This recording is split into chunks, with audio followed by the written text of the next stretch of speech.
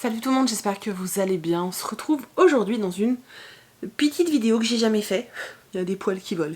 Dans une vidéo que j'ai jamais faite pour la bonne et simple raison que c'est la toute première fois de ma vie que je lis un livre en VO. Je suis dépucelée de la VO. Voilà, c'est la grande nouvelle à vous annoncer. Je suis dépucelée de la VO. Voilà. Alors, il y en a certains qui ont suivi mon espèce d'aventure livresque VO-esque sur Instagram, puisque j'en ai pas mal parlé sur Instagram. Je vous avais montré en book haul que je m'étais acheté 2 livres en VO, et c'est vrai que du coup je voulais en parler un peu plus avec vous. Alors, ça fait des années que j'envie les gens qui arrivent à lire en VO, et que je me dis un jour j'y arriverai, un jour j'y arriverai. J'ai déjà essayé, ça a été des cuisants échecs, mais alors quand je vous dis cuisant, c'était carbonisé quoi, c'était une catastrophe. Ça ne marchait pas, je lisais 50 pages et j'abandonnais le roman. Je lisais, j'avais l'impression de rien comprendre et je me disais ah laisse tomber, t'es trop nul, lâche l'affaire, lis en français c'est bien mieux. Voilà, à chaque fois il y avait un truc qui n'allait pas. Et du coup j'ai finalement entre guillemets renoncé à lire en VO. Et puis il y a un peu plus d'un mois de ça, je me suis dit que j'avais besoin de me lancer des défis et des challenges. Que par rapport à ma vie privée, j'ai certains rêves et certaines choses que j'ai vraiment envie de faire, et que l'anglais allait commencer à devenir indispensable aussi pour réaliser toutes ces choses-là, et que j'avais pas envie de me remettre à l'anglais en regardant des séries, parce que la télé, au bout d'une heure, même pas d'une heure, ça me gonfle, que j'avais pas envie de me remettre à l'anglais avec des méthodes ou des choses comme ça, et que j'avais envie de conjuguer finalement ce retour vers l'anglais et ma passion des livres. Du coup, je me suis acheté des très beaux livres en VO. Je me suis dit aussi que le fait d'acheter des livres comme ça, qui sont franchement, enfin matez-moi ça quoi, qui sont franchement trop beaux, ça allait franchement m'inciter à les lire. Je vais juste vous parler vite fait de ce livre, juste vous raconter vite fait l'histoire et ce que j'en ai pensé. Je vais pas m'attarder dessus parce que je sais que vous n'êtes pas très nombreux à lire en VO sur la chaîne et que comme il n'est pas sorti en français, je veux pas créer de frustration chez certains d'entre vous, mais je vais en parler vite fait, et juste après je vous parle surtout de ma première expérience, comment je l'ai vécu, comment je l'ai appréhendé, qu'est-ce que j'ai fait, etc. Donc si le résumé, etc. ne vous intéresse pas, et que vous voulez quand même connaître la suite, je vous mets là, l'endroit à laquelle vous devez aller en fait. Vous aurez juste à aller au temps indiqué. Voilà, on fait comme ça. Alors, dans cette histoire, donc A Place Called Perfect, c'est une histoire jeunesse, plutôt middle grade, je pense. J'ai un accent de merde, hein, je m'en excuse, mais plutôt 12 ans, 12-13 ans je pense, voire peut-être même 14. C'est pas jeunesse, c'est pas du 7-8 ans, hein, je pense pas en tout cas. Moi je l'ai pas ressenti comme ça, mais bon. Alors dans cette histoire, on suit cette jeune fille, donc Violette, qui vit avec son papa et sa maman, et qui en fait est en train de subir un déménagement. Ses parents s'installent dans une ville qui s'appelle Perfect, parce que son père a été démarché en fait par les deux personnes qui dirigent la ville, qui sont des jumeaux, les jumeaux Archer, voilà, qui l'ont démarché. Alors son père est opticien. Son père est opticien. Donc voilà, ils l'ont démarché pour qu'ils viennent travailler dans cette ville. Donc eux ils arrivent là, Violette elle est franchement pas contente de venir vivre ici, ça la tentait pas du tout, elle avait pas envie de déménager. Et en plus il va commencer à se passer des choses très étranges dès le départ. Les deux jumeaux Archer déjà sont très, très étranges, mais vraiment ils sont chelous à souhait. Et puis elle va vite se rendre compte, Violette, que dans cette ville il se passe des trucs vraiment bizarres. Tous les gens deviennent aveugles et sont obligés de porter des lunettes, une paire de lunettes assez particulière. Tous les gens deviennent pas des zombies, mais en fait ils se mettent à obéir à des règlements, ils se mettent à vouloir être parfaits en fait, à vouloir être parfaits mais selon les règles imposées par les jumeaux Archer en fait. Violette va pas tellement être atteinte par tout ça, et elle va se rendre compte qu'autour d'elle ça part vite en vrille. En l'occurrence sa mère qui devient fan de club de livres, qui veut faire de la cuisine, qui devient pote avec tout le quartier, qui reproche à sa fille des choses complètement aberrantes.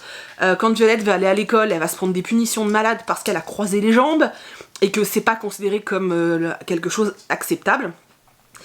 Elle va rencontrer un garçon qui s'appelle Boy, qu'elle entend simplement au début mais qu'elle ne voit pas, et qui lui en fait va lui expliquer qu'effectivement à Perfect il y a des choses franchement louches, et que lui il vient pas de cette ville, il vient d'un autre endroit dans Perfect qui s'appelle le No Man's Land, où là tous les gens qui sont du No Man's Land sont invisibles pour les gens qui habitent à Perfect.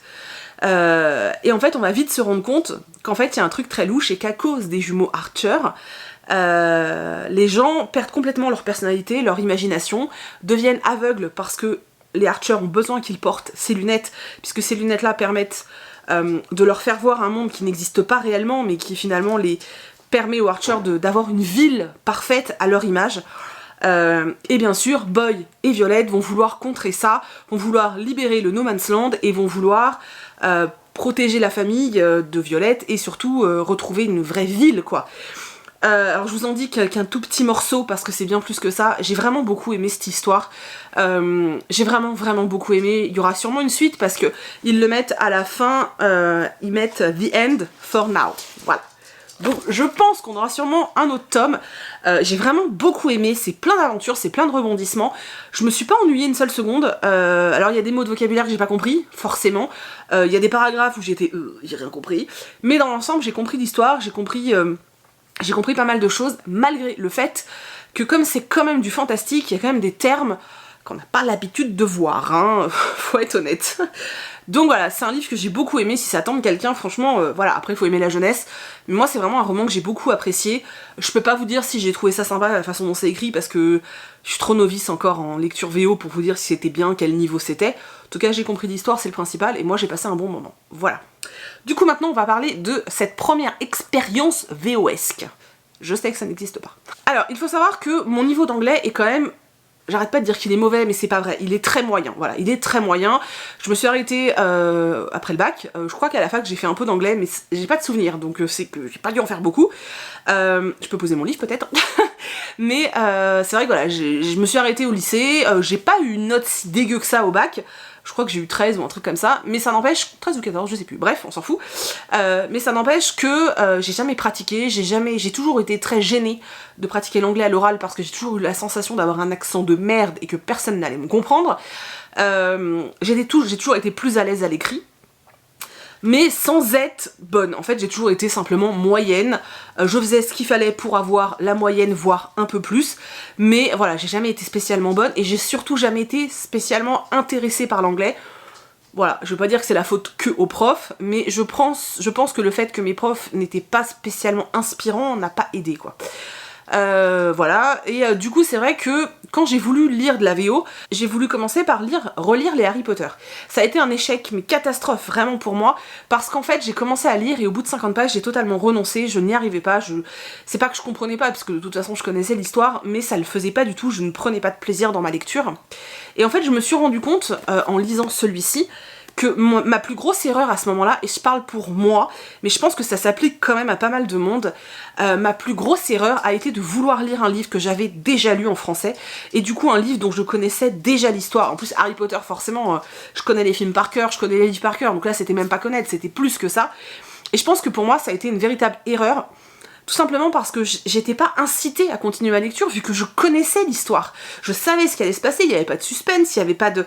je me posais pas de questions, je savais ce qui se passait. Donc j'avais pas envie de faire d'efforts, je cherchais pas plus que ça à comprendre. Je passais plus mon temps à chercher dans le dictionnaire pour essayer d'apprendre des mots, puisque voilà, que finalement à m'éclater dans l'histoire. Chose qui n'a pas été le cas avec ce roman-là. Pour les 2 premiers chapitres, au début, je cherchais des mots que je ne connaissais pas, et au bout d'un moment, j'ai complètement lâché. J'ai juste lu, et voilà, il y avait des mots que je comprenais pas, c'est pas grave. Ceux qui revenaient non-stop, j'attendais d'avoir terminé de lire, et je les cherchais dans le dictionnaire. En anglais, bien sûr, puisque je cherchais la définition en anglais, j'ai essayé d'éviter le français au maximum.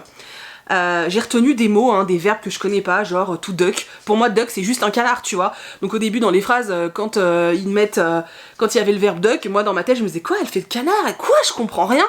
Et du coup en fait au bout d'un moment je me dis non, ça ne colle pas avec la phrase Stéphanie cherche. J'ai fini par apprendre. Par exemple, je sais que dans ce roman ils utilisent souvent le terme tiptoes, et pareil j'étais là mais qu'est-ce que c'est que ce truc et tout, et j'ai fini par chercher et comprendre. Voilà, c'est les 2 mots qui m'ont le plus marqué parce que concrètement ils viennent tout le temps, j'avais l'impression de les voir à toutes les lignes ces mots là. Mais voilà, c'est vrai qu'au bout d'un moment j'ai complètement lâché prise et je me suis dit tu cherches à comprendre l'ensemble du roman et tu ne cherches plus à comprendre la phrase, tu cherches pas à comprendre les mots, c'est pas le but en fait, le but c'est de comprendre l'histoire. Voilà, les parties les plus faciles pour moi dans ce roman, enfin en tout cas là, c'était clairement les dialogues, parce que oui, c'était assez facile. Alors peut-être qu'en commençant avec un roman où il y a pas mal de dialogues, ça peut être pas mal, parce que moi dans les parties où j'étais peut-être un peu plus perdue, le fait qu'il y ait des dialogues ça m'aidait vachement et ça me resituait dans l'histoire et ça me permettait de moins me perdre. Voilà, peut-être que c'est une erreur, en tout cas moi, je sais que sur moi ça a marché, faut que j'arrête de tenir le livre, c'est lourd en plus. Voilà, donc j'ai essayé d'éviter le dictionnaire, je vous dis, sauf à la fin de ma lecture, genre, je sais pas, je lisais 3-4 chapitres, et voilà, je prenais le dico, je cherchais les mots qui m'avaient marqué, donc c'est des mots qui finalement revenaient souvent, et que je n'avais pas compris. Les premiers temps, c'était plus un côté challenge. Je m'imposais 2 chapitres par jour et je me disais, tu lis tes 2 chapitres par jour et tu verras après. Et je me suis laissée prendre au jeu et je me suis rendu compte que quelquefois je finissais les 2 chapitres et j'avais envie de connaître la fin de l'histoire, donc je continuais quoi. Hier, il me restait 100 pages. Hier matin, il me restait 100 pages à lire. Et pour moi, lire 100 pages en anglais, c'est complètement inenvisageable. Je peux pas, c'est hyper fatigant. Ça me demande une concentration hallucinante. Parce que là, pour le coup, il me faut pas un bruit. Hein. Si Chris est dans la maison, j'y arrive pas. Si Meiko vient me casser des bonbons, je n'y arrive pas. Enfin voilà, j'ai besoin d'être dans un calme total parce que j'ai besoin d'énormément de concentration. Et en fait, je pensais pas les bouffer et j'ai bouffé les 100 pages dans la journée parce que je voulais le fin mot de l'histoire, parce que j'avais envie, en fait, de lire, j'avais envie de connaître j'avais envie de connaître la fin de l'histoire. Et c'est en ça que je vous dis que finalement, prendre un livre dont vous ne connaissez pas l'histoire, bah c'est vachement mieux, je pense, parce que vous allez être incité à aller au bout. Puisque de toute façon, vous connaissez pas le dénouement, donc si vous voulez le connaître, vous allez être obligé. Ensuite, je pense que, enfin moi en tout cas c'est ce que j'ai fait exprès de choisir un livre qui n'est pas traduit. Pour ne pas être tentée de me dire, vas-y c'est bon, ça me saoule, je comprends rien, je me l'achèterai en français. Là je pouvais pas. C'est-à-dire qu'une fois que j'ai commencé à lire et qu'il a commencé à y avoir une espèce d'intrigue, genre le père de Violette qui disparaît, etc., je me suis dit, mais attends Stéphanie, si tu t'arrêtes, tu n'auras jamais la fin. Puisque ce n'est pas traduit, je ne suis pas sûre que ça soit traduit un jour. Et du coup je me suis dit non, il faut absolument que je persévère parce que je veux la fin. Et je pense que c'est ça en fait qui moi m'a permis d'avancer et d'aller au-delà de mes peurs et au-delà de mon incompétence anglaise. C'est le fait que je voulais le fin mot de cette histoire, le fait que c'est un roman qui m'intéressait réellement. Et du coup j'avais pas le choix surtout, c'est-à-dire que ça n'existe pas en français, donc je n'ai pas le choix. C'est soit je le lis en anglais, soit je peux pas le lire. Et du coup je suis très contente d'avoir réussi à aller jusqu'au bout, je pensais pas être capable de le faire. J'ai mis un tout petit peu plus de 15 jours, puisque en fait j'ai mis 13 jours à le lire. Je suis très fière de moi, parce que voilà, je pensais pas y arriver. Très sincèrement, il y a un moment je me disais putain, ça fait 2 semaines que je me le traîne et tout. C'est quelque chose qui ne m'arrive jamais, vous le savez.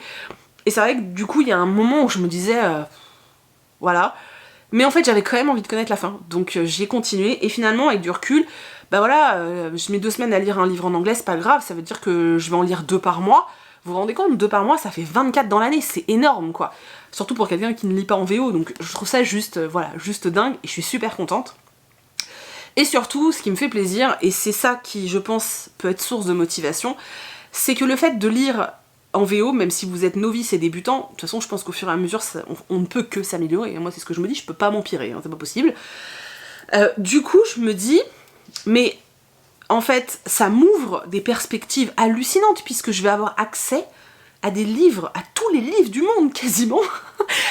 Enfin je veux dire, je vais avoir accès à des romans qui ne seront jamais traduits, je vais avoir accès à des fins de saga qui ne seront jamais éditées, je vais avoir accès à des romans qui sont pas encore traduits et pour lesquels j'ai pas forcément envie d'attendre.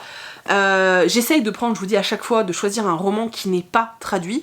Là j'en ai un autre que je vais commencer là pour le mois de mars, qui s'appelle Moonlocket, je sais pas si on prononce le T, et là je viens de me commander le nouveau Benjamin Alire Sáenz. Voilà, je sais qu'il va être traduit par PKJ, mais j'ai pas envie d'attendre, donc je me suis dit je me le prends et je me le lis. Voilà. Par contre, attention de ne pas partir dans un truc, je pense en tout cas, complètement... Enfin, une grosse folie, parce que moi, je vous dis, dans ma wishlist, maintenant, il y a une pile de livres en VO qui me font envie, mais j'essaye de me raisonner, parce que je me dis, si par contre, je commence à avoir une pile à lire énormissime en VO, je vais pas m'en sortir. Donc là, en fait, j'en ai un en cours et un en attente. J'en ai commandé un autre, mais il arrive pas avant le 15 mars, donc... ça va, j'ai le temps. Je pense que du coup j'aurai terminé Moonlocket, que je suis en train de lire. Bon du coup voilà, ça m'en fait toujours 2, voire 3 maxi, mais pas plus. Voilà. En tout cas j'ai découvert qu'on pouvait prendre du plaisir en lisant en anglais, et c'est quelque chose de nouveau pour moi.